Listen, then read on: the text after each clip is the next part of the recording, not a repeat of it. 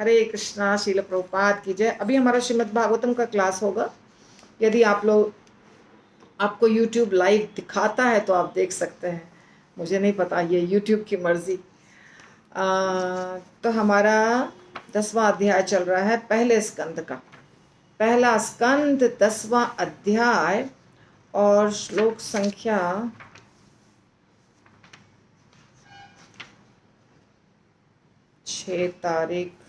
6 ही last हुआ था हमारा, राइट। तो हमारा तीसरा श्लोक होगा आज। 2 श्लोक हो गया। ओके।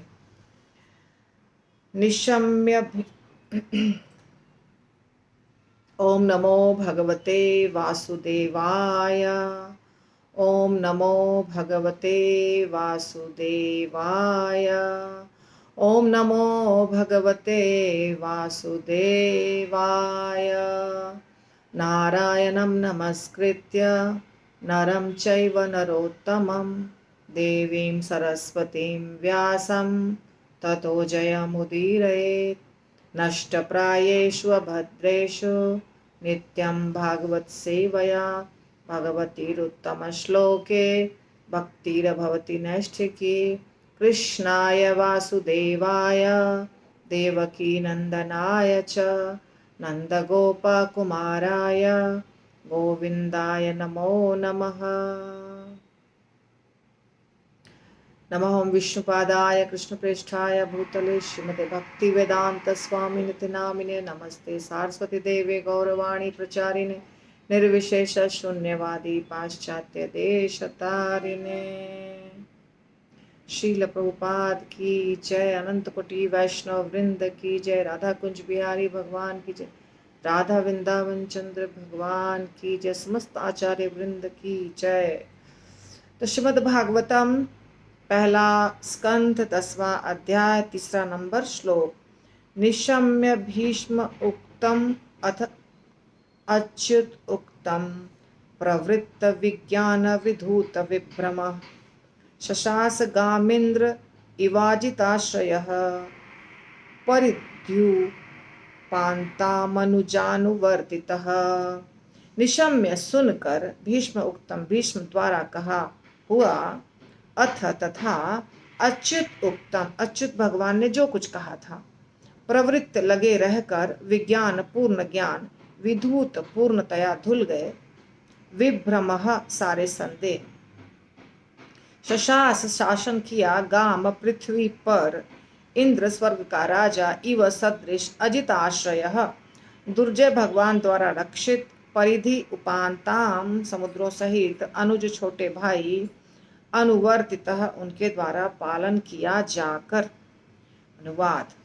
जो कुछ भीष्म देव तथा अच्युत भगवान श्री कृष्ण ने कहा था उससे प्रबुद्ध महाराज युधिष्ठिर पूर्ण ज्ञान के मामलों में व्यस्त हो गए क्योंकि उनके सारे संदेह दूर हो चुके थे।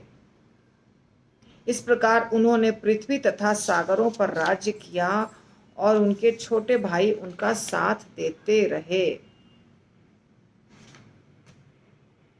मैं सही जगह पे हूं कि नहीं? हाँ, मैं सही जगह पे हूं। ओके।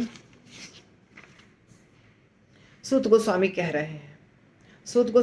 रहे हैं कि जो कुछ भीष्म देव और भगवान कृष्ण ने कहा था, यानी कि युधिष्ठिर महाराज को शिक्षा दिया था भीष्म पितामह ने भी, भगवान ने भी, और वो धृतराष्ट्र से भी शिक्षा लेते थे। जो पॉलिटिकल शिक्षाएं होती है जिसके बारे में धृतराष्ट्र को ज़्यादा अनुभव था, तो धृतराष्ट्र से भी पूछते थे कि कैसे राज्य चलाना है। और इस प्रकार वो अपना कार्य कर रहे थे, शासन चला रहे थे। अभी उनके दिमाग में कोई संदेह नहीं था, सारा संदेह समाप्त हो चुका था और इस प्रकार वो पृथ्वी तथा सागरों पर उन्होंने राज्य किया और उनके छोटे भाई उनका साथ देते रहे। तो देखिए, पहले के ज़माने में ये जो पूरी पृथ्वी है, ये पूरी पृथ्वी, उसके साथ साथ सागर जितने हैं, ये सब भारत भूमि थी। जो अभी देश आपको दिखाई दे रहा अलग अलग, ऐसा नहीं था। भारत यानी पूरी पृथ्वी, पूरी पृथ्वी। और उसका शास्त्रों में थोड़ा अलग वर्णन है, जो हम देखेंगे जैसे आएगा श्रीमद् भागवतम में, वैसे हम देखेंगे और समझेंगे। तो जब महाराज युधिष्ठिर समुद्र पर्यंत पृथ्वी पर राज्य कर रहे थे, तो उस समय भी आधुनिक अंग्रेजी ज्येष्ठाधिकार या सबसे बड़े को उत्तराधिकार का नियम प्रचलित था। हाँ, इसीलिए तो धृतराष्ट्र राजा बनते, क्योंकि वो सबसे बड़े थे, परंतु इसलिए नहीं बन सके क्योंकि उनकी आंखें नहीं थी। और उसके बाद युधिष्ठिर महाराज को राजा बनना था, क्योंकि युधिष्ठिर महाराज बड़े हो गए, दुर्योधन छोटा था, इसलिए युधिष्ठिर महाराज को राजा बनना था। और इसीलिए ये सारा प्रपंच रचा गया। ये सारा जो आपने देखा, धृतराष्ट्र या शकुनी या दुर्योधन, उनके सब भाई, दुशासन, ये सब जो इतना चाल चले, उसका कारण था कि नियम के अनुसार दुर्योधन राजा नहीं बन सकता था, तो देना पड़ता उनको, युधिष्ठिर को देना पड़ता। इसीलिए उन लोगों ने इन लोगों को वहां से भगाने का पूरा इंतजाम कर लिया। तो बहुत बाद में भी हम देखते हैं कि बहुत जगह बड़ा बेटा ही राजा बनता है। राजा का पुत्र, जो वैसे भी राजकुमार कहा जाता है बड़े को, सब राजा के ही पुत्र हैं, पर जो ज्येष्ठ होता है वो राजकुमार कहलाता है, यानी कि उसको ही गद्दी मिलेगा बाद में जाके। तो उन दिनों हस्तिनापुर, जो अभी दिल्ली है, दिल्ली का एक अंश का राजा समुद्रों समेत विश्व का चक्रवर्ती सम्राट होता था। और यह क्रम महाराज युधिष्ठिर के पौत्र महाराज परीक्षित तक चलता रहा। तो हस्तिनापुर दिल्ली, अभी जो दिल्ली है, दिल्ली बहुत बड़ा है, हस्तिनापुर उतना बड़ा नहीं था, परंतु दिल्ली का ही एक हिस्सा था उस समय, जिसको हस्तिनापुर कहा जाता था, ठीक है ना। और जो राजा होते थे वो चक्रवर्ती सम्राट, चक्रवर्ती यानी पूरी पृथ्वी का राजा होते थे। और युधिष्ठिर महाराज के बाद भी ये चला, परीक्षित महाराज भी चक्रवर्ती सम्राट थे, ठीक है ना। महाराज युधिष्ठिर के छोटे भाई उनके मंत्री तथा राज्य के सेना नायकों के रूप में कार्य करते थे, और धर्मात्मा राजा के भाइयों में पूर्ण सहयोग था।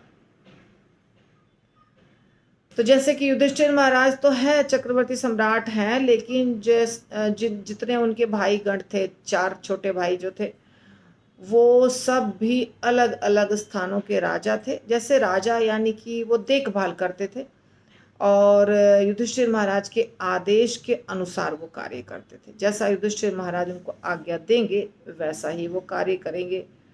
तो ऐसा चलता था। और सेना नायक यानी सेनापति भी बोल सकते हैं आप उनको, उस तरह से उनका कार्य था। धर्मात्मा कह रहे हैं श्रील प्रभुपाद, युधिष्ठिर महाराज को धर्मात्मा कह रहे हैं, धर्मात्मा राजा।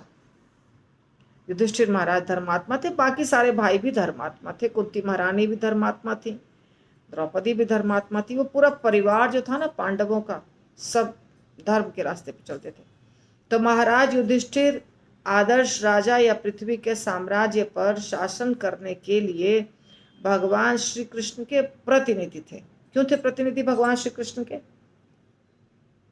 क्योंकि भगवान कृष्ण ने जब ये सोचा, जब ये यहाँ पे धरती पर आए शासन करने के लिए, शासन करने के लिए तो नहीं आए, सेवा करने के लिए आए या लीला करने के लिए आए।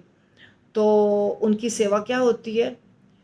परित्राणाय साधूनां विनाशाय च दुष्कृताम। तो वो जब भी आते हैं अलग अलग रूपों में, तो जो असाधु हैं, जो दुष्ट हैं, असुर हैं, उनको हटा देते हैं, राजगद्दी से हटा देते हैं। और किसको बैठाते हैं? जो धर्मात्मा है। तो यहाँ पर भी भगवान ने क्या किया? युधिष्ठिर महाराज को राजगद्दी पर बैठा दिया। और युधिष्ठिर महाराज कृष्ण के इच्छा के अनुसार शासन करते थे। अर्जुन कृष्ण के इच्छा के अनुसार युद्ध किया। ऐसा नहीं कि हम युद्ध करेंगे और भोग विलास करेंगे। जब ऐसा उसको पता चला अर्जुन को, तब तो वो बोला कि मुझे युद्ध ही नहीं करना है, छोड़ दिया। परंतु भगवान ने उसको बहुत समझाया कि ये तुम्हारा कर्तव्य है। तो भगवान के प्रसन्नता के लिए अर्जुन युद्ध किया। हाँ, तो अर्जुन भी भगवान के प्रसन्नता के लिए युद्ध किया। युधिष्ठिर महाराज भी भगवान के प्रसन्नता के लिए राज्य कर रहे थे। सब भक्त थे और उनकी तुलना स्वर्ग के प्रतिनिधि शासक राजा इंद्र से की जा सकती है। बहुत अच्छे थे युधिष्ठिर महाराज। जिस प्रकार इंद्र, चंद्र, सूर्य, वरुण, वायु जैसे देवता ब्रह्मांड के विभिन्न लोकों के प्रतिनिधि राजा हैं, उसी प्रकार महाराज युधिष्ठिर भी पृथ्वी के साम्राज्य पर शासन चलाने वाले प्रतिनिधि राजा थे। तो इंद्र, चंद्र, सूर्य, वरुण और वायु को प्रतिनिधि राजा क्यों कह रहे हैं? समझिए बात को।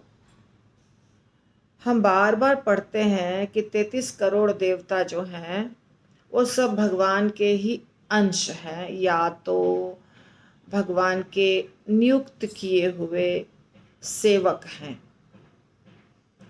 जब भगवान, देखिए बात समझिए, बहुत बार प्रश्न उठता है कि हम क्यों ऐसे कष्ट काट रहे हैं, बहुत कुछ प्रश्न उठता है।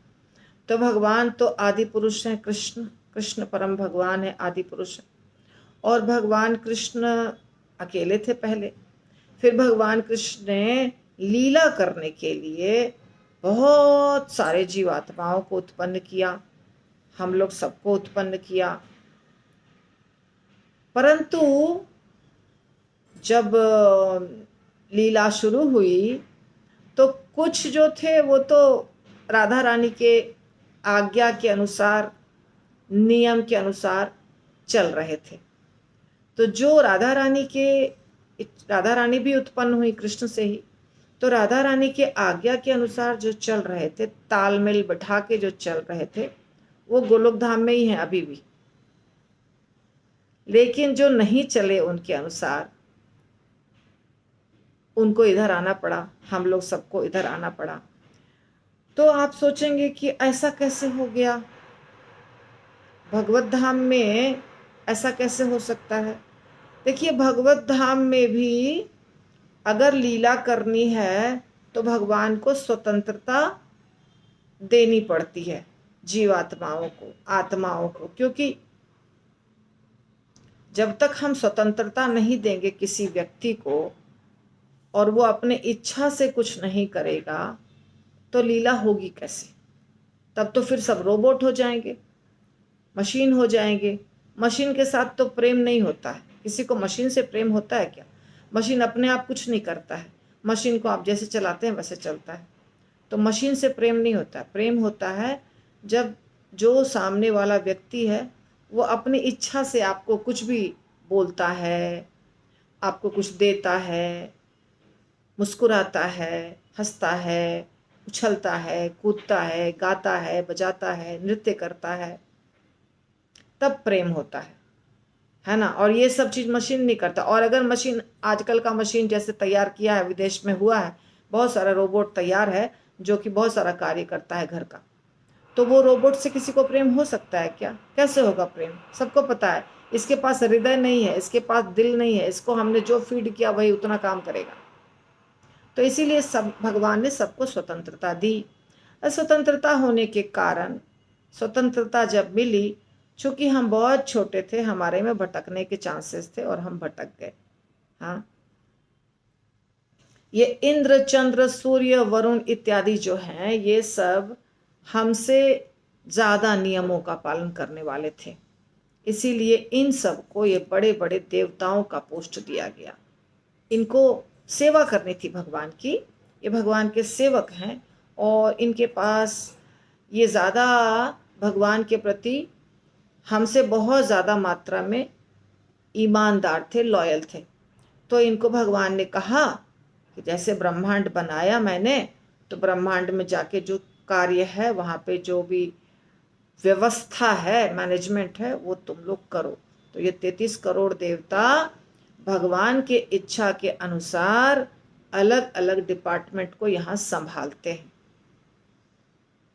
तो ये सब भी राजा हैं, राजा की ही तरह है। राजा प्रतिनिधि हैं, भगवान के प्रतिनिधि हैं। जैसे गुरु भी भगवान के प्रतिनिधि हैं। गुरु कैसे प्रतिनिधि हैं? गुरु भी भगवान के सेवा को संपन्न करने में बहुत बहुत बड़ा रोल अदा करते हैं। क्या? सबको समझाओ और भगवत धाम ले चलो, सबको समझाओ और भगवत धाम ले चलो, ये सेवा गुरु की है। सबको शिक्षा दो, तत्व ज्ञान दो, माला करवाओ, जप करवाओ। जो सब जीवात्मा भूल चुके हैं भगवान से प्रेम करना, उनको वापस प्रेम करना सिखाओ, वापस आध्यात्मिक दुनिया में उसको ले आओ। ये सेवा है गुरु की। इंद्र देवता बारिश देना, पवन देवता हवा को कंट्रोल करना, वरुण देवता पानी को कंट्रोल करना, सूर्य देवता लाइट और अग्नि को कंट्रोल करना। अग्नि देवता अलग होते हैं, सूर्य अलग होते हैं। इस प्रकार सारे देवता जो हैं वो भगवान के प्रतिनिधि हैं। उसी प्रकार युधिष्ठिर महाराज भी इस धरती पर शासन करने वाले एक प्रतिनिधि थे, भगवान के प्रतिनिधि। वे आधुनिक प्रजातंत्र के अप्रबुद्ध राजनीतिक नेता जैसे नहीं थे। जैसे कि आजकल जो नेता होते हैं, आजकल के ज़माने के जो नेता होते हैं, वहाँ पे भगवान से रिलेटेड कुछ करना नहीं है उनको। कोई कोई करते हैं, जैसे अभी जो राम मंदिर बना या बहुत सारा कार्य हुआ काशी में, तो ऐसे हुआ, बहुत जगह हो रहा है, सेवा हो रही है। तो जो नेता धार्मिक रहेंगे वो करेंगे। और धार्मिक प्रवृत्ति के नेता बहुत कम होते हैं। ज़्यादातर कैसे होते हैं? मैनेजमेंट करना, टैक्स लेना, देश को चलाना और बेईमानी करके बहुत सारा पैसा हड़प करके अपने घर और परिवार, रिश्ते नातों वालों को अमीर बना देना। ये कलयुग में होता है, जो गलत है। पर परीक्षित महाराज या युधिष्ठिर महाराज ऐसे नेता नहीं थे। उन्हें भीष्म देव ने तथा अच्युत भगवान ने भी उपदेश दिया था, अतएव उन्हें हर वस्तु का पूरा ज्ञान था।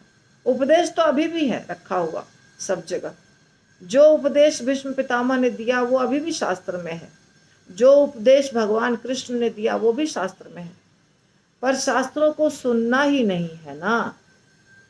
जो आजकल के नेतागण हैं वो सोचते नहीं है कि हमको धर्म को फॉलो करना है। अगर हम कहते हैं हमारा देश धर्मनिरपेक्ष है, अच्छी बात है, धर्मनिरपेक्ष बहुत अच्छी बात है। पर धर्मनिरपेक्ष का मतलब ये है कि जो व्यक्ति जो धर्म कर रहा है फॉलो, उसको वो करने दो। इसका मतलब ये नहीं कि धर्म को समाप्त कर दो, नहीं। जो व्यक्ति जिस धर्म का है और जिस पथ को मानता है, उसको उस पथ को मानने की स्वतंत्रता है। तुम आराम से मंदिर बनाओ, मस्जिद बनाओ, चर्च बनाओ, जैन मंदिर बनाओ, बुद्ध मंदिर बनाओ, जो मर्जी है वो बनाओ और उसको फॉलो करो। तो जो नेतागण होते हैं वो भी तो किसी न किसी धर्म के हैं, उनको अपना धर्म फॉलो करना चाहिए। जनता को अपना धर्म फॉलो करना चाहिए।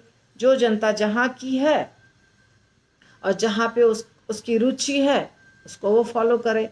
ये है रियल धर्मनिरपेक्षता। धर्मनिरपेक्षता का मतलब ये नहीं है कि हम पढ़ाई लिखाई बच्चों का कराएंगे, उसमें कुछ धर्म का बुक नहीं होना चाहिए क्योंकि हमारा देश धर्मनिरपेक्ष नहीं।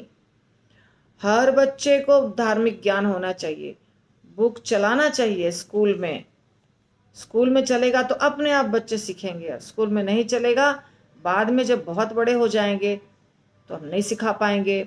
और माँ बाप भी छोड़ दिए हैं। माँ बाप अगर ज्ञान लें और अपने घर में बच्चों को सिखाएं तो भी बहुत अच्छी बात है। घर में बच्चों को सिखाते हैं, बाहर जाकर के वहाँ पे पूरा गलत वातावरण रहता है तो बच्चे सीख नहीं पाते हैं। बच्चे पूरा फॉलो करते हैं वेस्टर्न कल्चर, और कुछ भी नहीं, वेस्टर्न हो ईस्टर्न हो कुछ हो, सब जगह कुछ न कुछ धर्म है। और धर्म को छोड़ दिया, धर्म को छोड़ देंगे तो जीवन ही बर्बाद हो जाएगा।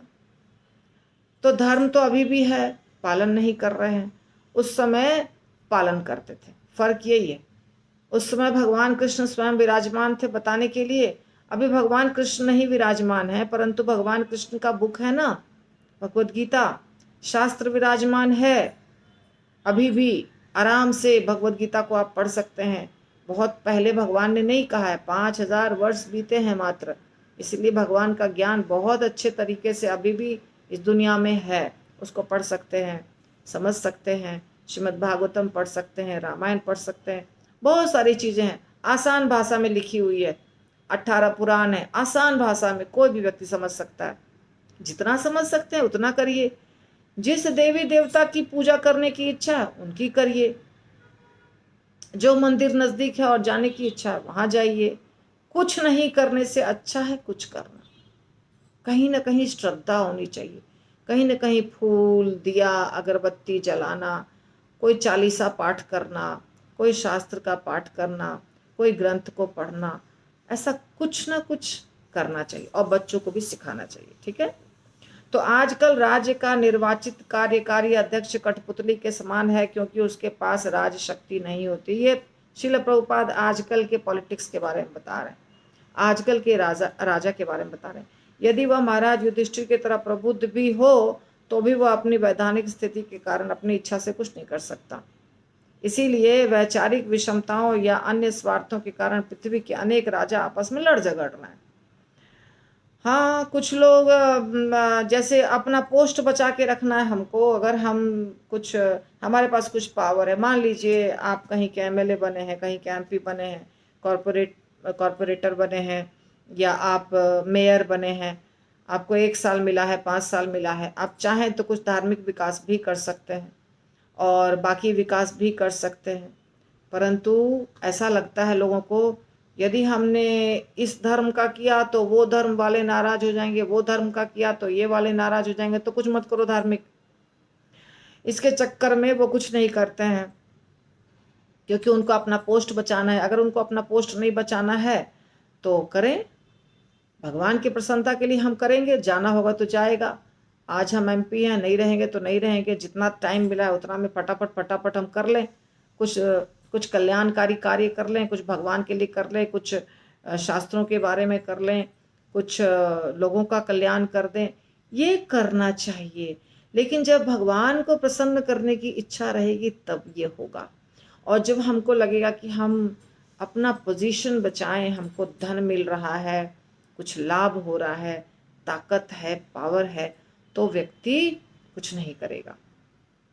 और अगर व्यक्ति ये समझ जाए कि हम कृष्ण के सेवक हैं, हम भगवान के सेवक हैं, हमारा धर्म है ये कार्य करना, हमको ये करना चाहिए, तो वो करेगा। क्या फर्क पड़ता है, सेवा करने के लिए ही तो आपको पोजीशन मिला है, सेवा कर दीजिए।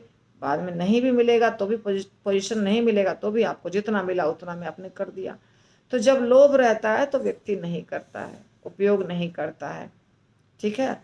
वो अपना अच्छा जो आपको मिला है समय, जिसमें आप बहुत उन्नति कर सकते हैं, वो भी वो नहीं करता है। ये भौतिक चेतना वाला व्यक्ति। इसीलिए क्या हो रहा है, समुचित दुनिया में लड़ाई हो रहा है, युद्ध झगड़ा झंझट सारा कोहराम मचा हुआ है। किस्सा कुर्सी का, गद्दी प्राप्त करना है। सैलरी होती है, एमएलए और एमपी को एक सैलरी मिलती है, member of parliament, member of legislative assembly, ये सबको एक सैलरी मिलती है, और जो बहुत ज़्यादा नहीं होती है, पर उनके पास बहुत ज़्यादा धन रहता है। कहाँ से आता है बताइए? सैलरी। तो आप एक सैलरीड पर्सन हैं, आपको सरकार एक सैलरी देती है, एक तनख्वाह देती है, और आप जनता के सेवक हैं, आपको सेवा करनी है। ये है एक्चुअल रूल। जैसे पहले राजा होते थे और राजा की कुछ मंत्री होते थे, तो मंत्री को सैलरी मिलती थी और राजा डिसीजन लेता था, मंत्री साथ देती थी उसका, और चलता था, राज्य चलता था, राजा का सारा कार्य चलता था। वैसे ही आज भी एमएलए एमपीज को सैलरी मिलती है, और कुछ लोग मंत्री होते हैं उनको भी सैलरी मिलती है। परंतु सैलरी तो इतना कम है, और उनके पास इतना ज़्यादा पैसा आपको दिखाई देगा, उनके सारे रिश्तेदार बहुत अमीर बन गए, करोड़पति बन गए, बिजनेस चल रहा है सबका, बहुत सारा घर हो गया, बहुत सारी गाड़ी हो गई, क्योंकि अलग अलग गलत गलत तरीके से ये सब चीज़ होता है। तो जब लोभ रहता है, प्रलोभन, जैसा कि हमने आपको बताया था उस दिन, कौन से क्लास में याद नहीं है, कामिनी और कंचन, ये दो चीज़ के चलते सारा प्रॉब्लम है दुनिया में। तो ये कंचन यानी धन, धन के चलते सारा प्रॉब्लम होता है। धन चाहिए हमको, धन चाहिए हमको, पावर चाहिए। तो जब धन और पावर से लोभ रहता है तो सिद्धांत चला जाता है कहीं और, सिद्धांत से कोई मतलब नहीं है। अच्छा क्या है, बुरा क्या है, ये चीज अच्छा है, ये चीज बुरा है, ये कार्य अच्छा है, ये कार्य बुरा है, ये व्यक्ति अच्छा है, ये व्यक्ति बुरा है। इसमें पहले फर्क करना सीख लेना है, और फर्क करने के बाद क्या करना है, अच्छा को स्वीकार, बुरा को छोड़ना, सिंपल। अच्छा को स्वीकार करते जाना है, बुरा को छोड़ते जाना है, अच्छा को स्वीकार करते जाना है, बुरा को छोड़ते जाना है। अच्छी आदतों को स्वीकार करना है, बुरी आदतों को छोड़ना है। अच्छे व्यक्ति का संग करना है, बुरे का संग नहीं करना है। ऐसा अगर आप करने लग जाइएगा तो धीरे धीरे आराम से आप महात्मा बन जाइएगा, साधु बन जाइएगा, भगवत धाम चले जाइएगा, सिंपल। लेकिन अगर ऐसा नहीं करेंगे, जिससे फायदा होगा उसको पकड़ेंगे, जो व्यक्ति से धन मिलेगा उसको पकड़ेंगे, ये व्यक्ति हमारा काम करवा देगा तो ये बड़ा काम का व्यक्ति है, इसके द्वारा हमारा सारा काम निकलता है। कितना भी गलत व्यक्ति है, हम इसका साथ क्यों नहीं छोड़ रहे हैं, क्योंकि ये बहुत काम करवा देता है। वो काम करवा देगा आपका शुरू में, और बाद में आपको यूज करेगा। वो मुफ्त में कोई कुछ काम नहीं करवा देता है। तो आप बुरे का साथ करेंगे, बुरा बन जाएंगे खुद भी। इसीलिए ये नहीं देखना चाहिए। क्या देखना चाहिए, सत्य क्या है, सही क्या है, उस रास्ते पे चलते जाओ, चलते जाओ, चलते जाओ, बस, और कुछ नहीं। सत्य और सही, उस रास्ते पे चलना है। शरीर तो वैसे भी नष्ट होने वाला है, क्यों नहीं अच्छा उपयोग करके फिर जाएं। तो लेकिन महाराज युधिष्ठिर जैसे राजा के पास अपनी विचारधारा नहीं थी, वो भगवान के हिसाब से चल रहे थे, ठीक है। उन्हें भी अच्युत भगवान तथा भगवान के प्रतिनिधि एवं प्रामाणिक दूत भीष्म देव के उपदेशों का अनुगमन करना होता था। शास्त्रों का उपदेश है कि मनुष्य को चाहिए कि किसी स्वार्थ और स्वनिर्मित विचारधारा के बिना परम प्रमाण तथा अच्युत भगवान का अनुगमन करें। हमें किसको फॉलो करना चाहिए, सत्य को फॉलो करना चाहिए। देखिए, सही क्या है और गलत क्या है, इसका फर्क मैक्सिमम लोग जानते हैं, मैक्सिमम लोग। मैं तो ये कह सकती हूँ आपको कि 90% लोग जानते हैं कि सही रास्ता क्या है और गलत क्या है, फॉलो नहीं करते, जानते हैं। हर नॉनवेज खाने वाला जानता है कि नॉनवेज खाना गलत चीज है, जीवों को मारकर हम खा रहे हैं, सबको पता है। हर सिगरेट पीने वाला जानता है कि सिगरेट पीने का परिणाम बुरा होगा, निश्चित रूप से। हर हर शराब पीने वाले को पता है कि शराब अच्छी चीज नहीं है। शराब पीने से हम एक तो पैसा बर्बाद करते हैं, शराब तो मुफ्त में नहीं आती है, पैसा बर्बाद करते हैं, शरीर बर्बाद करते हैं। वो कोई अमृत नहीं हम पी रहे हैं, उससे समूचा शरीर जो है ना वो बर्बाद होता है। नशा, घर और परिवार के साथ हमारा संबंध खराब होता है, क्योंकि हम घर पर ध्यान नहीं देते हैं, पत्नी बच्चे पर ध्यान नहीं देते हैं, हम अपने दोस्तों के साथ बैठ के शराब पीते हैं।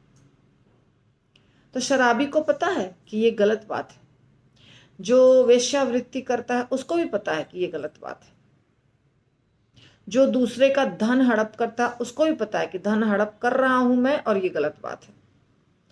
तो गलत और वॉइस नहीं आ रही है। ओके, मतलब आवाज आ रही है अब। तो हर हर व्यक्ति को पता है कि ये सारे कार्य गलत हैं। अज्ञानता नहीं है इस बात की कि अरे शराब पीना, मुझे पता ही नहीं था कि शराब पीना गलत चीज है, ऐसा नहीं है। मुझे पता ही नहीं था कि अवैध संग करना गलत चीज है, ऐसा नहीं है। हाँ, छोटे बच्चे को नहीं पता होता, छोटा बच्चा नहीं जानता है कि हम जो खा रहे हैं वो हमको खाना चाहिए कि नहीं खाना चाहिए, वो उसको पता नहीं होता, जो माँ बाप खिला रहे हैं वो। लेकिन जब बड़ा होने लग जाता है तो माँ बाप उसको सब कुछ सिखाते हैं, स्कूल सिखाता है, कॉलेज सिखाता है। लेकिन नॉनवेज नहीं खाना चाहिए और नॉनवेज खाने के कारण क्या क्या होता है और नॉनवेज खाने के लिए किसी को मरना पड़ता है, ये शिक्षा उसको माँ बाप नहीं देते हैं, इसलिए वो नहीं जानता है। और माँ बाप को शायद पता है या नहीं पता है, अगर नहीं पता है तो उनके माँ बाप ने नहीं दिया है, कहीं ज्ञान नहीं। पर 90% लोगों को बड़े होने के बाद पता चलने लग जाता है, बाकी सारी चीज़ें तो पता चलती ही है। और ये जो प्रसाद खाना चाहिए, भोग लगा खाना चाहिए, ये सब चीज़ बहुत लेट पता चलता है, क्योंकि हम लोगों ने देखा नहीं है किसी को। वो वो तब पता चलेगा जब हम किसी साधु संत महात्मा से मिलेंगे। जो सूक्ष्म ज्ञान है वो हमको साधु संत महात्माओं से मिलता है। मोटा मोटा जो चीज़ है वो सबको पता होता है, किसी को मारना गलत है, किसी के साथ गलत कार्य करना गलत है, ये सबको पता होता है। पर फॉलो क्यों नहीं करते हैं? फॉलो करना कठिन है, फॉलो करना कठिन है, फॉलो करना आसान नहीं है, इसीलिए हम नहीं करते हैं। उसके लिए हमें कुछ अपने रेस्ट्रिक्शंस होंगे हमारे जीवन में, कुछ हमको लगाम लगाना पड़ेगा। ये कार्य नहीं करना है, उसको करने में हमको बहुत मज़ा आ रहा था। गलत कार्य ज़्यादातर आपको मज़ा देता है, गलत कार्य, क्योंकि कुछ भी नियम पालन नहीं करना हमेशा आसान है और कुछ भी नियम पालन करके जीना हमेशा कठिन है।